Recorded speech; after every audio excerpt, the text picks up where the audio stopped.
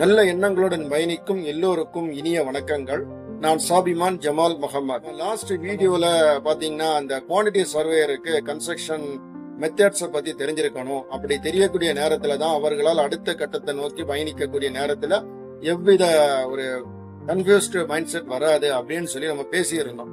ஆனா அந்த வீடியோவை பார்க்கக்கூடியவங்களுக்கு நிச்சயமா அந்த கன்ஸ்ட்ரக்ஷன் மெத்தடை பத்தி ஒரு புரிதல் இருந்திருக்காது. அதே நேரத்துல சிலருக்கு அது தெரிஞ்சிருந்தாலும் டெக்னிக்கல் வைஸ் அதை அவங்க என்ன பண்ணிருக்க மாட்டாங்க, டிஃபரன்ஷியேட் பண்ணிருக்க மாட்டாங்க. இந்த பதிவுல நாம என்ன பண்ணலாம்னா, இந்த கன்ஸ்ட்ரக்ஷன் மெத்தட்ல அவங்க எப்படி வகைப்படுத்தி வச்சிருக்காங்க அப்படின்னு சொல்லக்கூடியத நாம தெரிந்து கொள்ளலாம்.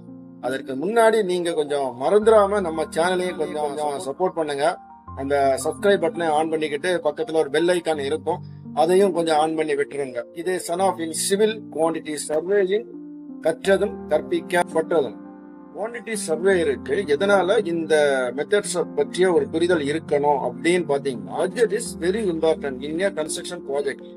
That's why we should learn about construction methods. அதை நீங்க சரியான முறையில செய்து முடிக்கக்கூடிய நேரத்துல உங்களுடைய அவுட்புட்னு சொல்லக்கூடியது நல்ல முறையில இருக்கும். நீங்க ஒரு பட்ஜெட்ல ஒர்க் பண்ணிட்டு இருக்கிறீங்கன்னா அந்த பட்ஜெட் ரிலேட்டடா இருக்கக்கூடிய இன்ஃபர்மேஷன் சொல்லக்கூடியது கரெக்டா இருந்தா மட்டும்தான் உங்களுடைய பட்ஜெட் வேல்யூன்னு சொல்லக்கூடியது 100% கரெக்டா வரும். அப்படி 100% கரெக்டா வந்தால் மட்டும்தான் அந்த ப்ராஜெக்டை எடுத்து செய்யக்கூடியவங்களுக்கு அதனால பெனிஃபிட்ஸ் சொல்லக்கூடியது கிடைக்கும். உங்களுக்கு அந்த மெத்தட்ஸை பத்தி நீங்க புரிதல் இல்லாம ஒரு பட்ஜெட்டை ஒர்க் பண்ணி நீங்க கம்ப்ளீட் பண்ணி கொடுத்தீங்கன்னா அது ப்ராஜெக்ட் ஆன்கோயிங் ப்ராஜெக்டா வரக்கூடிய நேரத்துல பலவிதமான பிரச்சனைகள் அந்த ப்ராஜெக்ட்ல வர ஆரம்பிக்கும். அப்படி பலவிதமான பிரச்சனைகள் வரக்கூடிய நேரத்துல அது அந்த ப்ராஜெக்டையே லாஸ்ட்ல கொண்டு போய் விட்டுரும். அதனாலதான் குவான்டிட்டி சர்வேயர் இந்த மெத்தட்ஸையும் பற்றிய ஒரு புரிதல் நிச்சயமா இருக்கணும்னு சொல்லக்கூடியதையும் ஒவ்வொரு குவான்டிட்டி சர்வேயரும் ஞாபகத்துல வச்சிருக்க வேண்டியது அவசியமாக தான் இருக்குது. பில்டிங் கன்ஸ்ட்ரக்ஷன் ப்ராஜெக்டை பொறுத்த வரைக்கும் நம்ம ஸ்டேஜ் பை ஸ்டேஜா அந்த ப்ராசஸ் ஒர்க்கை கம்ப்ளீட் பண்ணுவோம்.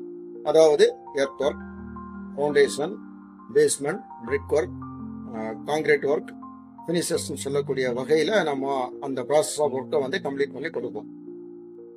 ஒரு சில இடங்கள்ல இந்த ப்ராசஸ் ஆஃப் மெத்தட்ல இருந்து டோட்டலி டிஃப்ரெண்டாட்டு சில ப்ராஜெக்ட் செய்ய வேண்டியது இருக்கும். அந்த இடத்துல நம்ம இதே ப்ராசஸ் ஆஃப் ஒர்க்கை செய்தா நிச்சயமா ஒரு மிகப்பெரிய ஃபெயிலியர் அதுல வரும். இந்த ஃபெயிலியரை எப்படி அவாய்ட் பண்றது? அப்ப அதுக்கு என்ன பண்ணலாம்னு பாத்தீங்கன்னா, இந்த ரெண்டுக்கும் இடையில இருக்கக்கூடிய அந்த டிஃபரன்ஸை டிவைட் பண்ணணும். அப்படி டிவைட் பண்ணக்கூடிய நேரத்துல தான் நம்ம பட்ஜெட் பண்ணக்கூடிய நேரத்துல சரியான முறையில நமக்கு அந்த வேல்யூவை கொண்டு வர முடியும். அப்ப எந்த மாதிரி அதை டிவைட் பண்ணலாம்னு பாத்தீங்கன்னா, ஃபர்ஸ்ட் கேட்டகரியில ட்ரெடிஷனல் கன்ஸ்ட்ரக்ஷன் மெத்தட்ஸ் சொல்லி அதை வகைப்படுத்தணும். செகண்ட் கேட்டகரியில மாடர்ன் கன்ஸ்ட்ரக்ஷன் மெத்தட்ஸ் சொல்லி வகைப்படுத்தணும். இப்படி ரெண்டா நம்ம அதை டிவைட் பண்ணக்கூடிய நேரத்துல நம்மளால ஈஸியா ஐடென்டிஃபை பண்ண முடியும். ஓகே, இந்த டைப் ஆஃப் ஒர்க்குக்கு நம்ம இந்த மாதிரி வேல்யூ கொண்டு வரலாம், அப்ப இந்த டைப் ஆஃப் ஒர்க்குக்கு இதே மாதிரி நம்ம வேல்யூ எடுக்கணும் அப்படின்னு சொல்லக்கூடிய அந்த புரிதல் நமக்கு கிடைக்கும். அந்த புரிதல் நமக்கு கிடைக்கக்கூடிய நேரத்துல நம்ம ஒர்க் பண்ணக்கூடிய அந்த பட்ஜெட்னு சொல்லக்கூடியது 100% சரியான முறையில நமக்கு அவுட்புட்டை கொடுக்கும். ஸோ அதற்காக நம்ம இந்த மெத்தட்ஸை பத்தி தெரிஞ்சு வச்சிருக்க வேண்டியது நிச்சயமா அவசியம். ஃபர்ஸ்ட் கேட்டகரியில நம்ம பார்க்கக்கூடியது ட்ரெடிஷனல் கன்ஸ்ட்ரக்ஷன் மெத்தட்ஸ் அப்படின்னு சொல்லக்கூடியதுதான். இதுல நமக்கு தெரிஞ்சுக்கிடலாம். இது நம்ம பரவலா நம்ம செய்துட்டு இருக்கக்கூடிய அந்த முறையை தான் நம்ம இதை ஐடென்டிஃபை பண்றோம். அதாவது brick work, concrete work, timber work, RCS work, load bearing ஸ்ட்ரக்சர்னு சொல்லக்கூடிய நம்மளால ஈஸியா செய்யப்படக்கூடிய அந்த வேலைகள் எல்லாமே ட்ரெடிஷனல் கன்ஸ்ட்ரக்ஷன் மெத்தட்ஸ் சொல்லக்கூடிய கேட்டகரியில நம்ம ஃப்ரேம் பண்ணிக்கலாம். எதனால இதை எப்படி நம்ம ஃப்ரேம் பண்ணணும்னு பாத்தீங்கன்னா, டைப் ஆஃப் ஒர்க்குக்கு நமக்கு தேவைப்படக்கூடிய மெட்டீரியல்னு சொல்லக்கூடியது மேக்சிமம் லோக்கல் அவைலபிலிட்டி மெட்டீரியல்ஸா தான் இருக்கும். அதனால இந்த மெட்டீரியல்ஸ் ரிலேட்டடா இருக்கக்கூடிய கொட்டேஷனா இருந்தாலும் சரி, இல்லது வேற ஏதாவது நம்ம தகவல் தேவைப்பட்டாலும் உடனுக்குடன் நம்ம கலெக்ட் பண்ணிக்கிடலாம். அது மட்டும் இல்லாம நமக்கு அதுல உள்ள அந்த ரேட் வேரியேஷன் சொல்லக்கூடியதை நம்மளால ஈஸியா ஐடென்டிஃபை பண்ணி கால்குலேட் பண்ண முடியும். அந்த பெனிஃபிட்ஸ் இதுல இருக்கிறதுனால ட்ரெடிஷனல் மெத்தட்ஸ் சொல்லக்கூடியதுல நம்ம ஒர்க் பண்ணக்கூடிய நேரத்துல ஓரளவுக்கு அது நமக்கு கம்ஃபர்டபுளா இருக்கும். ஏன்னா எல்லா டேட்டாவும் நமக்கு தெரிஞ்ச டேட்டாவா தான் இருக்கும். இப்போ பிரிக் ஒர்க்கா இருந்தாலும் சரி, அல்லது காங்கிரீட் ஒர்க்கா இருந்தாலும் சரி, எல்லாமே லோக்கல் அவைலபிலிட்டி மெட்டீரியலா இருக்கிறதுனால நமக்கு ரேட் பெரிய அளவுல வேரியேஷன் வராது. இதுல நம்ம ஒர்க் பண்ணக்கூடிய நேரத்துல நம்முடைய பட்ஜெட் வேல்யூன்னு சொல்லக்கூடியது 100% வந்து நமக்கு கரெக்டான அவுட்புட்டை வந்து கொடுக்க முடியும். அதனால இந்த ட்ரெடிஷனல் டைப் ஆஃப் ஆக்டிவிட்டிஸ் சொல்லக்கூடியது ஒர்க் பண்றதுக்கு கொஞ்சம் ஈஸியாட்டு இருக்கும் நிச்சயமா. அதே மாதிரி இருக்கக்கூடிய ஒரு லாபம் என்னன்னு பாத்தீங்கன்னா, இதுக்கு தேவைப்படுற இந்த ஒர்க்குக்கு தேவைப்படக்கூடிய லேபர்னு சொல்லக்கூடியவங்களா இருந்தாலும் சரி, அல்ல ஸ்கில்டு லேபரா இருந்தாலும் சரி, நமக்கு லோக்கல் அவைலபிலிட்டிலேயே அவங்க கிடைப்பாங்க. அதனால அந்த ஒர்க்குன்னு சொல்லக்கூடியதுனால அந்த லேபர் வேஸ்டேஜ்னு சொல்லக்கூடியதோ இன்னபிற காரணிகளோ இதுல வந்து பெரிய அளவில் அஃபெக்ட் ஆகாது. ஆனா பெரிய டிராபேக்கா இதுல நம்ம பார்க்கக்கூடியது என்னன்னு பாத்தீங்கன்னா, மெட்டீரியல் வேஸ்டேஜ் சொல்லக்கூடியது பெரிய அளவுல இருக்கும். லோக்கல்ல இருந்து கிடைக்கக்கூடிய மெட்டீரியல் இருக்கிறதுனால என்ன பண்ணுவாங்கன்னா, அவங்க உடனே ஃபோன் பண்ணி இமிடியேட்டா வர வச்சுட்டே இருப்பாங்க. அதனால ஒவ்வொரு லோட்லயும் கொஞ்சம் வேஸ்டேஜ் வந்தாலும் ப்ராஜெக்ட் முடியக்கூடிய நேரத்துல பெரிய அளவுல நமக்கு வேஸ்டேஜ் சொல்லக்கூடியது ஒவ்வொரு ப்ராஜெக்ட்லயும் நிச்சயமா வரும். அதற்கு அடுத்தது பார்க்கக்கூடியது வெதர் கண்டிஷன். வெதர் கண்டிஷன் சொல்லக்கூடியது அப்பப்போ மாறிட்டு இருக்கிறதுனால இது நிச்சயமா ப்ராஜெக்டை அஃபெக்ட் பண்ணலாம். ப்ராஜெக்டை அஃபெக்ட் பண்ணக்கூடிய நேரத்துல நம்மளுடைய டைம் டியூரேஷன் சொல்லக்கூடியது இங்க வேரி ஆகும். ஸோ அதற்காக கொஞ்சம் மெனக்கட வேண்டியதும் இதுல இருக்கும். அடுத்தது நம்ம முக்கியமா இதுல பார்க்க வேண்டியது என்னன்னா, இந்த டைப் ஆஃப் ஆக்டிவிட்டிஸ் சொல்லக்கூடியது ஒரு லாங் டைம் பீரியட் வந்து எடுக்கும். ஒவ்வொரு ப்ராஜெக்டும் மினிமம் 1 இயர்ல இருந்து நமக்கு 2 இயர் அதுக்கு மேல வரைக்கும் வெயிட் இருக்கும். அதனால இது ஒரு லாங் டைம் ப்ராசஸா இருக்கிறதுனால அதற்கு தகுந்தது மாதிரியான ஒரு முன்னேற்பாடு இதுல செய்ய வேண்டியதும் இதுல அவசியமா இருக்கும். ஸோ இந்த மாதிரிப்பட்ட ஒரு சின்ன பிரச்சனைகள் மட்டும்தான் இதுல இருந்தாலும் பெரிய அளவுல இதுல நம்ம ஒர்க் பண்றதுக்கு மெனக்கிட வேண்டியது இல்லை.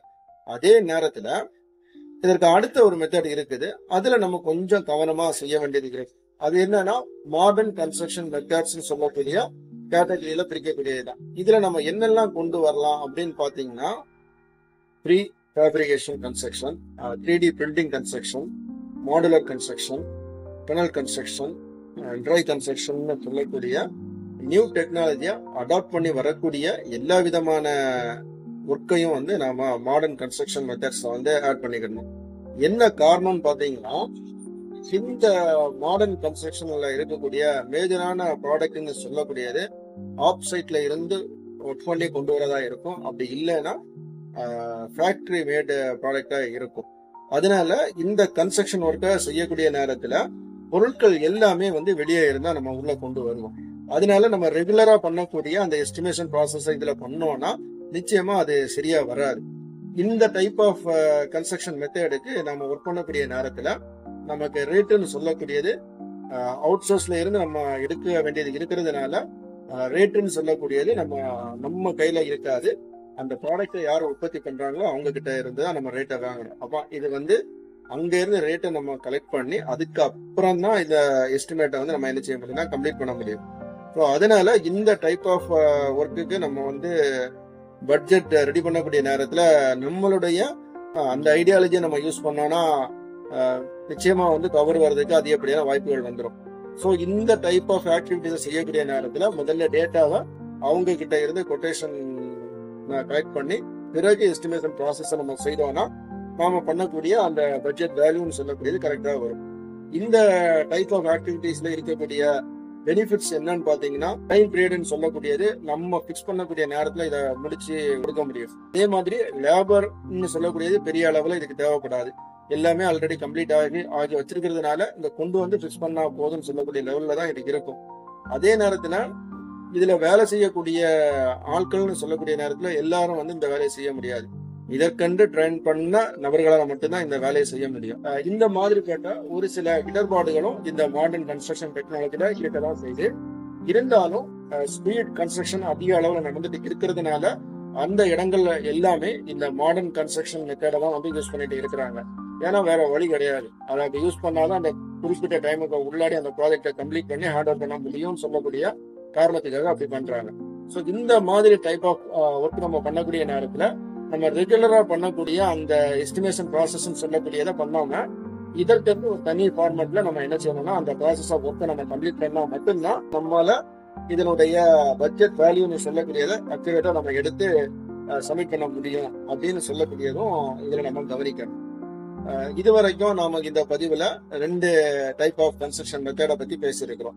எதுக்குன்னா ஒரு குவான்டிட்டி சர்வேயருக்கு இந்த மாதிரி அவர் ஐடென்டிஃபை பண்ணி வைக்கக்கூடிய நேரத்துல தான் அவங்களுடைய பட்ஜெட் வேல்யூன்னு சொல்லக்கூடியது சரியான முறையில அவங்க எடுத்து கொண்டு வர முடியும். பதிவினுடைய முக்கியமான நோக்கம் என்னன்னு பாத்தீங்கன்னா, ஒரு பட்ஜெட் வேல்யூன்னு சொல்லக்கூடிய நேரத்துல நம்ம ஒர்க் பண்ணக்கூடிய அந்த மெத்தேடை வந்து வகைப்படுத்தின பிறகு பண்ணோம்னா அந்த பட்ஜெட் வேல்யூ நமக்கு சரியான முறையில வரும் அப்படின்னு சொல்லக்கூடிய இந்த தகவலை உங்ககிட்ட சொல்றதுக்காக தான்.